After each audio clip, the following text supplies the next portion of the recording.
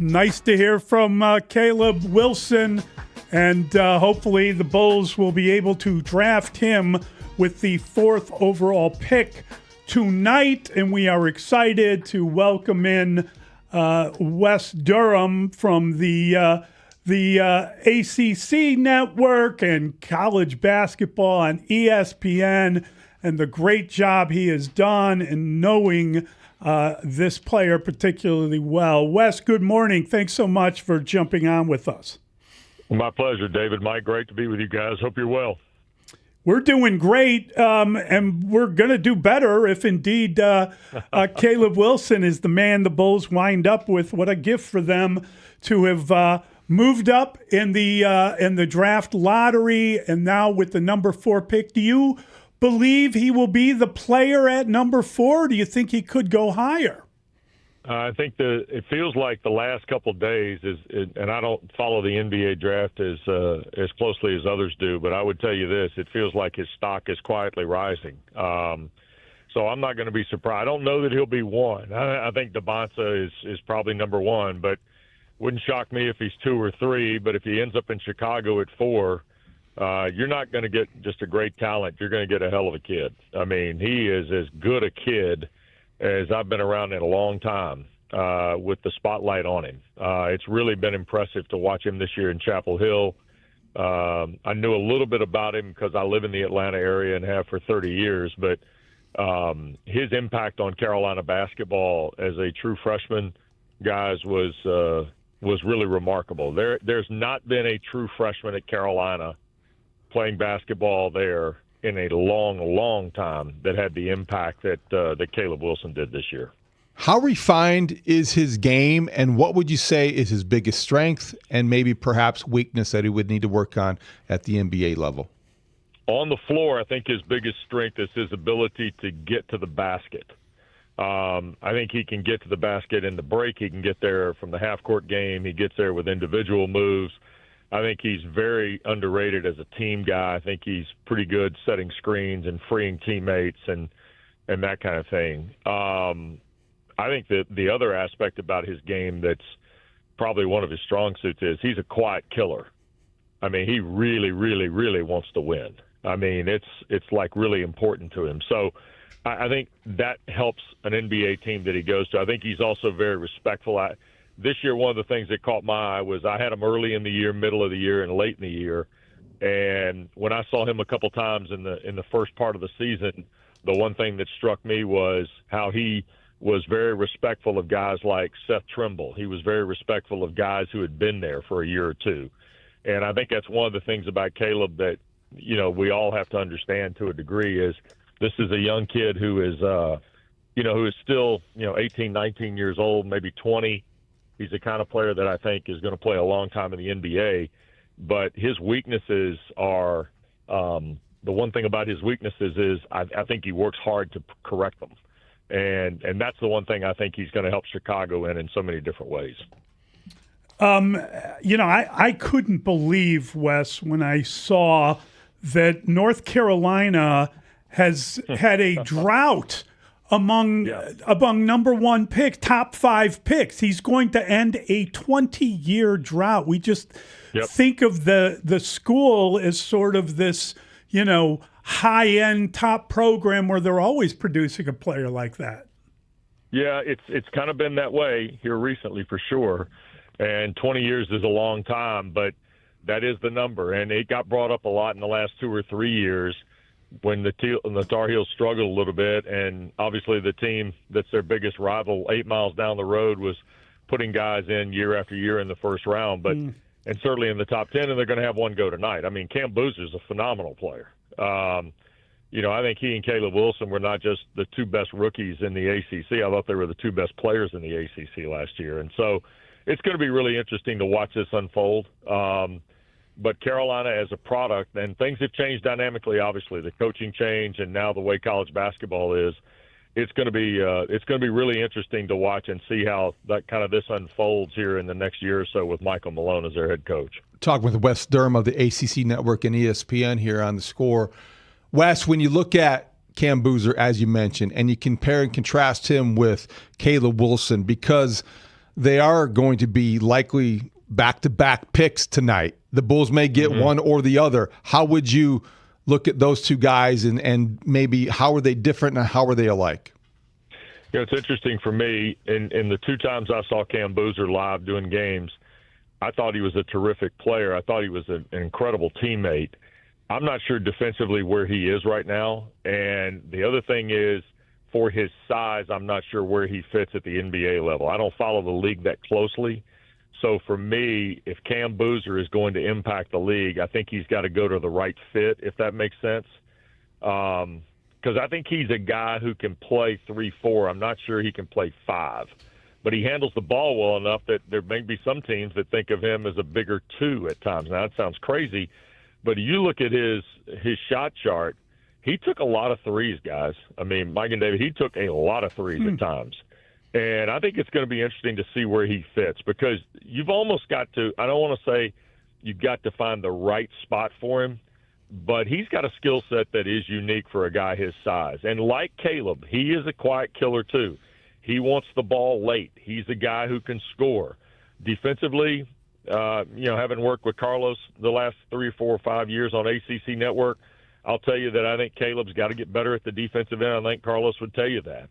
I think he's plenty strong physically. I think he's got all the other attributes you're looking for. But right now, I think he's got to go to the right fit for sure. And if Chicago feels he's a fit, he'd be a terrific player there as well, just like his dad was.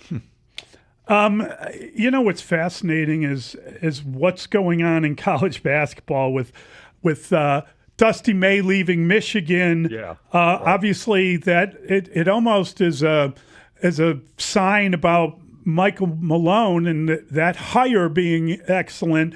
Do you think Hubert Davis would have lost his job had Caleb been healthy and able at the end of the year to lead them in the tournament, etc.?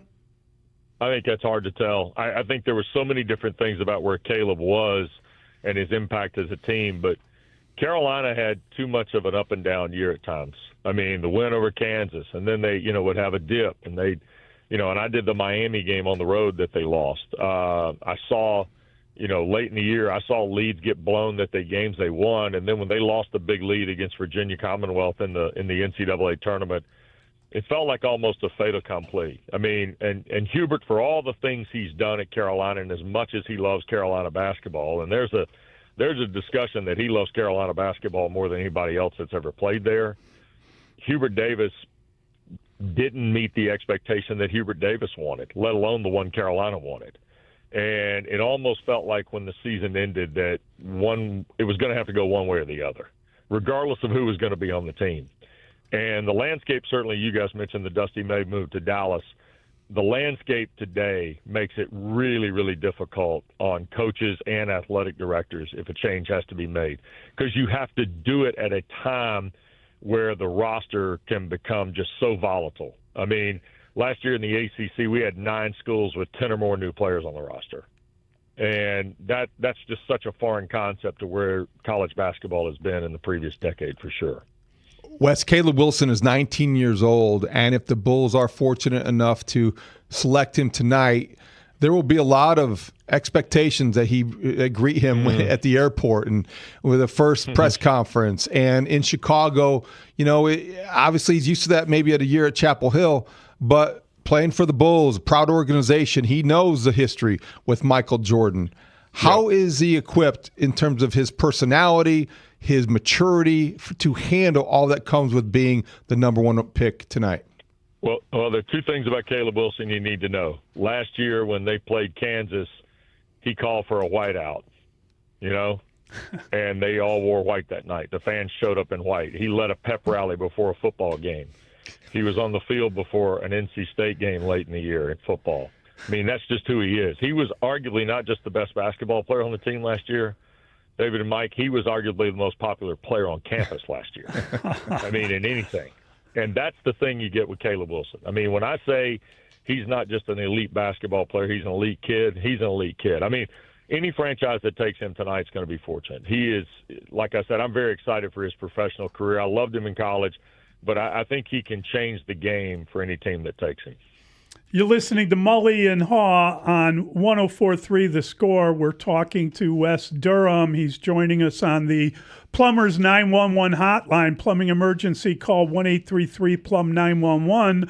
Local 130 plumbers get the job done right the first time. You know, it's a completely unfair comment, and Caleb was very funny about it. But Draymond Green came out and said he thought that his floor was Kevin Garnett, not his ceiling. You know, a Hall of Fame player, and it's hyperbole. We understand. What do you think just about the comparison? Is he a Kevin Garnett type of athlete? Do you see him as someone with the kind of upside that Draymond Green is talking about? You guys gonna laugh at me when I say yes? I do. Do you really? Yeah. I did games with Dennis Scott this year, and Dennis Scott told me the first time I saw him, he said, you're going to think you're watching Kevin Garnett at Farragut. Wow. And when I saw him play the first night, I did a game against Radford, and he exploded. It was a week into the regular season. They'd beaten Kansas, on that Friday night, and I had the Monday night or Tuesday night game against Radford, and he exploded. He was phenomenal. And for me, I'm like I said a moment ago, I'm really interested to see how he impacts the game at the next level. He's got to get stronger. He's probably got to, improve his perimeter jump shot. But Michael Jordan did too, guys. Michael Jordan showed up in Chicago after Olajuwon and Sam Bowie got picked, right? That's right. And I mean, Michael showed up, and there was questions about Michael's ability to handle the ball. Caleb has got a work ethic. There's no question about that. I mean, I can't tell you how many times I went to shoot around 3 times in Smith Center in Chapel Hill, 1 practice and 2 shoot-arounds on game day, and he was the first guy on the floor. I mean, you're getting a different creature, a different guy. He's got old-school work ethic and new-school understanding, in my opinion. Great stuff. I think it's really good. I think it's going to be fascinating to see.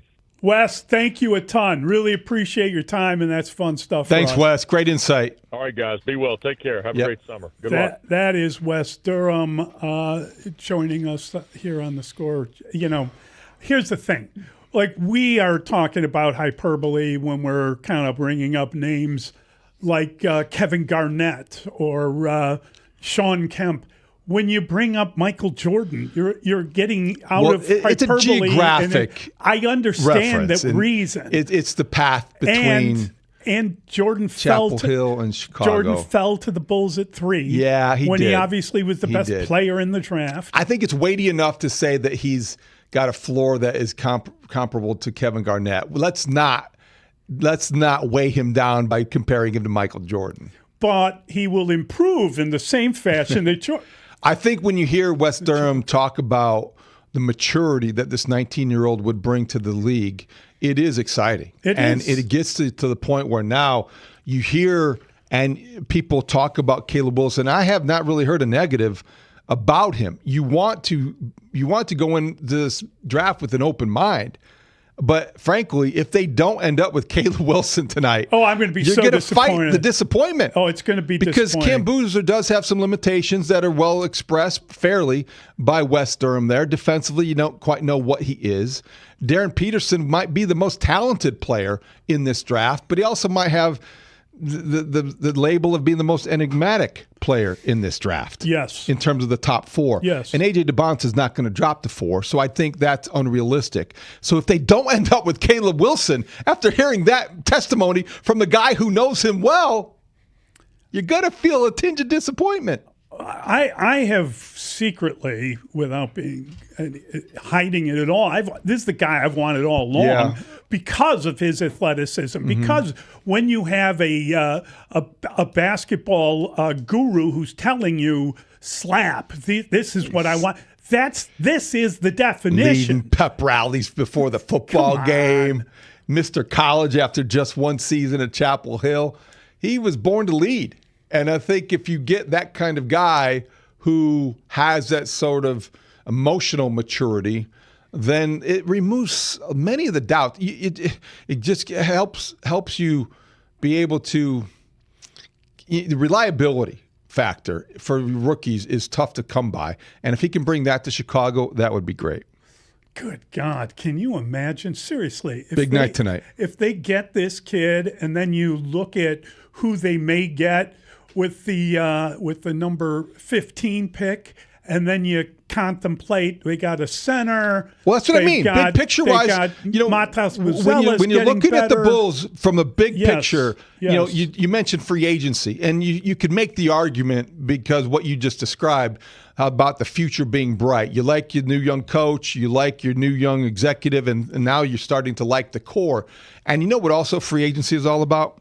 The green, the money. Well, that's it. That's what makes a destination attractive in free agency. Yes, the roster. Yes, the coach. Yes, the GM. But show me the money. And if you do that, and it's a big enough contract, you're going to get who you seek.